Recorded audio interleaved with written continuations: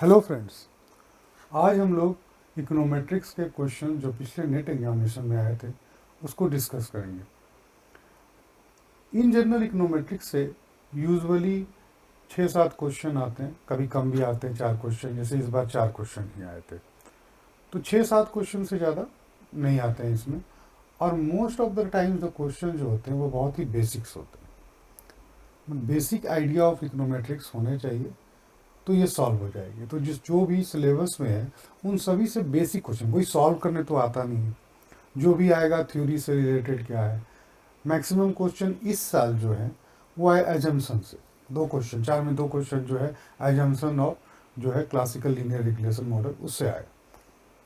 Multicollinearity से आ जाते हैं, ऑटो कोरिलेशन से आ जाते हैं, है ना, हेटेरोस्केडासिटी से आते हैं। तो ये सब भी बेसिक कि क्या है, इनके डिफाइन करने का डेफिनेशन आपको पता है क्या है, इनको वायलेट करते हैं अगर तो वायरलेस पे क्या असर होता है, क्या टाइम सीरीज के क्वेश्चंस हुए या फिर साइमल्टेनियस इक्वेशन के क्वेश्चन हुए। साइमल्टेनियस इक्वेशन में क्वेश्चन जो है वो आपके जो है वहाँ पर भी जो है साइमल्टेनियस इक्वेशन बाइस्ड, और फिर उसमें जो क्वेश्चन जो होता है आइडेंटिफिकेशन, मॉडल आइडेंटिफिकेशन जो है उससे भी आते हैं। टाइम सीरीज में मोस्टली जो है टेस्ट से क्वेश्चन आते हैं, मैचिंग का, वो मल्टीकोलिनियरिटी ऑटो कोरिलेशन के भी टेस्ट के क्वेश्चन आते हैं। तो इन जनरल ऐसा नहीं है कि आपको उसके लिए पूरी गुजराती या कोई साइंस की बुक पढ़नी पड़ेगी तब जाके आप नेट एग्जामिनेशन में जो क्वेश्चन आते हैं उसको सॉल्व कर। बेसिक अगर जो है शुरुआत का पढ़ेंगे तो आराम से हो जाएगा। हम लोगों ने चाणक्य ग्रुप ऑफ इकोनॉमिक्स में इसलिए एकदम शॉर्ट में बना के दिया है ताकि जो भी क्वेश्चंस जो आएंगे वो लगभग उसी से कवर हो जाते हैं। 90 to 95% क्वेश्चन कवर हो जाते हैं। एक आध क्वेश्चन अगर शायद, ऐसा तो हुआ नहीं है लेकिन मे भी, क्योंकि 100% गारंटी तो कोई नहीं देता है, लेकिन फिर भी। आज स्टार्ट करते हैं आज का सेशन। तो फर्स्ट क्वेश्चन जो आया था, ये in the classical linear regression model x i and u i are assume to be, ठीक है। तो यहाँ जो एक्स आई है ना, ये जो है इसको हम लोग बोलते हैं एक्सप्लानेटरी वेरिएबल। इसके बहुत सारे नाम हैं। इसको आप एक्सप्लानेटरी वेरिएबल बोल सकते हैं, इंडिपेंडेंट वेरिएबल बोल सकते हैं, प्रिडिक्टिव वेरिएबल बोल सकते हैं, रिग्रेसर बोल सकते हैं, स्टिमुलेंट बोल सकते हैं, एक्सोजेनस वेरिएबल बोल सकते हैं, कंट्रोल वेरिएबल बोल सकते हैं। तो ये अलग अलग नाम है जो एक्स के, है ना। और यू जो है उसको एरर टर्म बोलते हैं। कहीं कहीं पर इसको जो है रैंडम वेरिएबल बोल सकते हैं, स्टोकेस्टिक वेरिएबल बोल सकते हैं, या फिर डिस्टर्बेंस टर्म बोल सकते हैं। तो इन लोगों के बीच में ये क्वेश्चन पूछ रहा है कि एक्स आई और यू आई के बीच में कैसा रिलेशनशिप है। तो आप अगर एजम्पशंस पढ़े होंगे क्लासिकल लीनियर रिग्रेशन मॉडल के, तो उसमें साफ लिखा हुआ है कि x values are independent of error term. X value जो है उसका कोई रिलेशनशिप जो है वो एरर टर्म के साथ नहीं है। तो यहाँ पर जो है highly correlated, negatively correlated, not correlated, positively, तो ये करेक्ट आंसर होगा। कोई रिलेशनशिप नहीं है तो नॉट कोरिलेटेड, एकदम सिंपल। अगर मैं एजम्पशन शुरू में पढ़ा होता है ना, 10 एजम्पशंस है, उसको पढ़ा होता तो आप ये क्वेश्चन ईजिली कर लेते। अभी चलते हैं नेक्स्ट क्वेश्चन पे। यहाँ पर 2 स्टेटमेंट दिया हुआ है, ये असर्शन रीजनिंग का क्वेश्चन है। पहला स्टेटमेंट ये बोल रहा है one of the assumptions of OLS method, है ना, ओएलएस मेथड का states that the regression model is linear in parameters, है ना। ये इंपॉर्टेंट है कि लीनियर इन पैरामीटर्स, कि जो मॉडल है वो लीनियर इन पैरामीटर्स है, दो इट मे और may not be linear in the variables. तो अब यहाँ पर समझना होगा कि पैरामीटर्स क्या है और वेरिएबल्स क्या है। तो इन जनरल जो नॉर्मल जो इक्वेशन हम लोग लिखते हैं, regression equation, Y I is equal to beta 1 plus beta 2 X I plus U I, ठीक है। इसमें ये y है, ये आपका डिपेंडेंट वेरिएबल है, x जो है इंडिपेंडेंट वेरिएबल है। y के भी वैसे बहुत सारे नाम है, डिपेंडेंट वेरिएबल, एक्सप्लेन्ड वेरिएबल, है ना, प्रिडिक्टेंड, रिग्रेसेंड, है ना, response variable, endogenous variable, outcome variable और कंट्रोल वेरिएबल। और x का मैंने अभी आपको नाम बताया और एटम के नाम बताया। तो यहाँ पर अभी आप देखते हैं कि क्या इसमें से जो है पैरामीटर्स कौन है। तो ये जो बीटा है, दोनों बीटा 1 और बीटा 2, ये पैरामीटर्स है। तो बोल क्या रहा है कि लीनियर इन पैरामीटर, एकदम करेक्ट है ये, है ना। बीटा 1 और बीटा 2 को लीनियर होना ही पड़ेगा, नहीं तो आप निकाल नहीं पाएंगे। तो बीटा 1 पे कोई स्क्वायर नहीं लगा होगा, या बीटा 1 पे कोई हाफ नहीं, रूट नहीं होगा इसका, है ना, ये लीनियर होगा। तो बीटा 1 और बीटा 2 दोनों में, बीटा 2 में भी स्क्वायर नहीं होगा, तो ये सब नहीं होगा। ये सिंपल जो है पावर 1 होगा। तो बीटा 1 का भी पावर 1 होगा और बीटा 2 का भी पावर 1 होगा। तो ऐसा ही रहेगा। तो ये एकदम करेक्ट है। ये भी एजम्पशन में है, फर्स्ट एजम्पशन। इवन if आप गुजराती का बुक पढ़ते हो तो पहला एजम्पशन यही लिखा हुआ है, लीनियर इन पैरामीटर्स। ठीक है, वेरिएबल्स में लीनियर और नॉन लीनियर होता है। यहाँ पर जो x का वैल्यू है, xi है, वो स्क्वायर हो सकता है, या xi जो है वो रूट भी हो सकता है। उसको हम लोग निकाल लेंगे, फिर OLS मेथड से निकल जाएगा।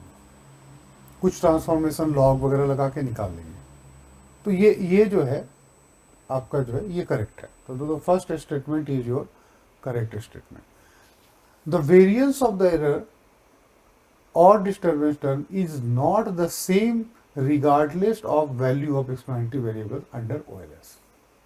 ठीक है, अब इसमें फिर एजम्पशन में आप जाइएगा। ठीक है, तो वो लिखा हुआ इसमें क्या है कि द वेरिएंस ऑफ UI और error term, UI error term जो है इसको, है ना, इज होमोस्केडास्टिक, है ना। होमोस्केडास्टिक मीन्स वो है सेम वेरिएंस। ये एजम्पशन है, सेम वेरिएंस होने चाहिए। अगर नहीं होगा तो हेट्रोस्केडास्टिक हो जाएगी, तो प्रॉब्लम आ जाएगा हेट्रोस्केडासिटी का, और वो होना नहीं चाहिए। तो ये वाला जो है स्टेटमेंट है वो रॉन्ग है। This is wrong statement. तो जो फर्स्ट राइट है, सेकंड रॉन्ग है, तो यहाँ पर क्या कौन सा राइट होगा? ये थर्ड वाला राइट होगा। Statement 1 is correct but statement 2 is wrong. एकदम इजी। आप अगर एजम्पशन पढ़े होते, 10 एजम्पशन है, याद होता, तो आप इस क्वेश्चन को, 2 क्वेश्चन तो आप ऐसे ही बन गया होता। नेक्स्ट क्वेश्चन पे चलते हैं। Identify the proper sequence in the traditional econometric methodology of conducting research. तो यहां पर है कि इकोनोमेट्रिक मेथोडोलॉजी में स्टेप्स क्या है। ठीक है, ये भी पूरे स्टार्ट में ही है, क्योंकि स्टेप्स इन इकोनोमेट्रिक एनालिसिस में क्या है, traditional econometric methodology proceed along with the following line. First है स्टेटमेंट ऑफ थ्योरी और हाइपोथेसिस। तो सबसे पहले जो है वो हाइपोथेसिस बनाना होगा। ठीक है, फॉर्मुलेशन ऑफ हाइपोथेसिस, तो ये नंबर 1 होगा। सबसे पहले ये काम करेंगे। फिर बोल रहा है स्पेसिफिकेशन ऑफ मैथमेटिकल मॉडल, वो इसमें चॉइस में नहीं है। कलेक्शन ऑफ डाटा है यहाँ पर, डाटा कलेक्शन, तो सेकेंड नंबर पे ये हो गया। थर्ड स्पेसिफिकेशन ऑफ स्टैटिस्टिकल और इकोनोमेट्रिक मॉडल, है ना, वो यहाँ पे चॉइस में नहीं है। Estimation of parameters in the econometric model, वो भी यहाँ पे नहीं दिया हुआ है। फिर दिया हुआ है हाइपोथेसिस टेस्टिंग, तो ये नेक्स्ट स्टेप जो हो जाएगा नंबर 3, हाइपोथेसिस टेस्टिंग। और सबसे लास्ट में use of model for control of policy purpose, तो लास्ट में पॉलिसी आप बताइएगा, 4 तो ये होगा। ठीक है, तो सबसे पहला वो क्या हुआ, डी हुआ, तो डी, सेकेंड ए, और फिर सी, और फिर लास्ट में बी। तो ये 4th जो चॉइस है that is the correct sequence में दिया हुआ है। एकदम इजी। नेक्स्ट क्वेश्चन, यहां पर मैच द फॉलोइंग दिया हुआ है। ठीक है, तो ये कार्ल फ्रेडरिक गॉस, इसने क्या दिया था इसमें, तो कार्ल फ्रेडरिक गॉस ने जो है यहाँ पर जो है OLS मेथड को दिया था। तो इसका सीधा यह हो गया OLS मेथड। मल्टी कोलिनियरिटी, ये relationship among the explanatory variable, तो ये बताता है इसको।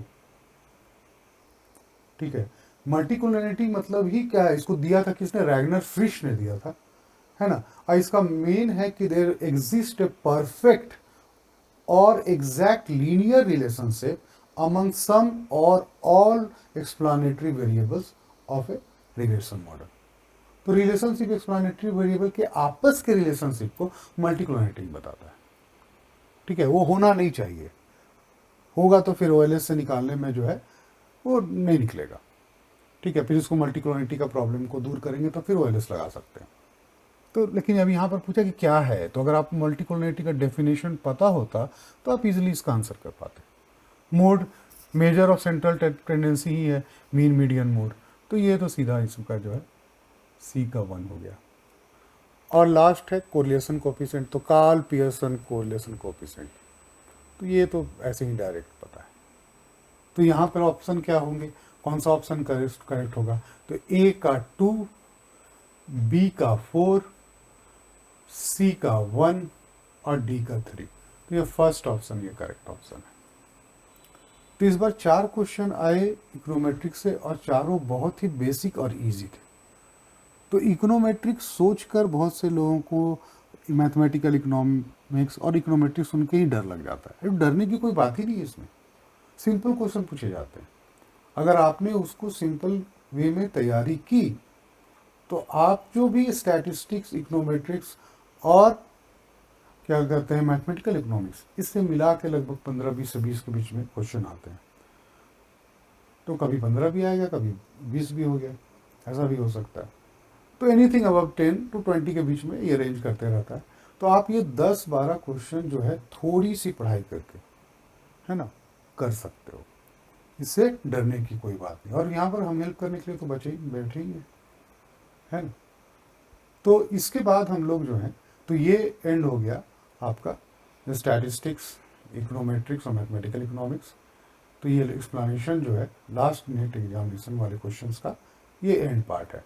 इसके बाद जो है हम लोग जो है सम इम्पॉर्टेंट टॉपिक्स और सम जो पास्ट ईयर के क्वेश्चन जो नेट एग्जामिनेशन में आए हैं, स्पेशली स्टैटिस्टिक्स, मैथमेटिकल इकोनॉमिक्स और इकोनोमेट्रिक्स से, उसको लेकर आएंगे, उसकी एक सीरीज लेकर आएंगे, है ना, और उसमें आप लोगों को एक्सप्लेन करेंगे।